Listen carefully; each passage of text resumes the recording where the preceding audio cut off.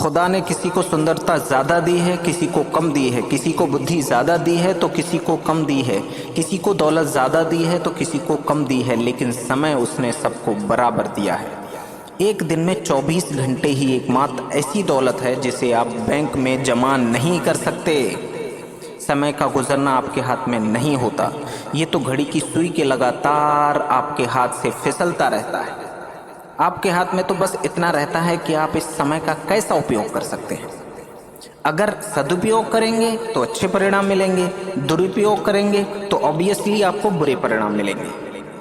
ध्यान देने वाली बात यह है कि हमारे पास कहने के तो 24 घंटे होते हैं, लेकिन वास्तव में इतना समय हमारे हाथ में नहीं होता। सच तो यह है कि समय के एक बड़े हिस्से पर हमारा कोई कंट्रोल नहीं होता है।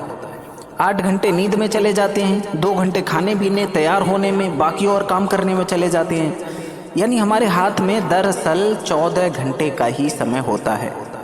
दूसरे शब्दों में अगर मैं कहूँ तो जीवन में सिर्फ 58% समय पर ही हमारा कंट्रोल है, जबकि 42% समय हमारे कंट्रोल से बाहर है। सुविधा की दृष्टि से अगर ये मान लें कि 40% समय का नियंत्रण हमारे पास नहीं है, जबकि 60% समय पर हमारा पूरा कंट्रोल है, तो समय अनमोल है, क्योंकि वास्तव में समय ही संसार की एकमात्र चीज ऐसी है जो सीमित है। अगर आप दौलत गंवा देते हैं तो दोबारा कमा सकते हैं, घर गंवा देते हैं तो दोबारा पा सकते हैं, लेकिन अगर आप समय गंवा देंगे तो आपको वही समय दोबारा नहीं मिल सकता। हमारे पास जीवन में बहुत कम समय है और ये समय सीमित है। यदि हम अपनी आयु 100 वर्ष भी मान लें तो हमारे जीवन में कुल 36,500 दिन होते हैं, 36,500 डेज।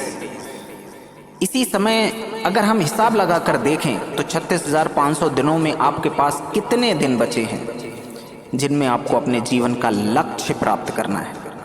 अगर हम जीवन में कुछ भी करना चाहते हैं, कुछ बनना चाहते हैं, कुछ पाना चाहते हैं, तो ये सबसे ज़्यादा इम्पॉर्टेंट है कि हम समय का सही उपयोग करें, ताकि इस धरती पर अपने सीमित समय में वो सब हासिल कर सकें जो हमें हासिल करना है, जो हम हासिल करना चाहते हैं, चाहे वो दौलत हो, शोहरत हो, या फिर सुख हो, या सफलता हो।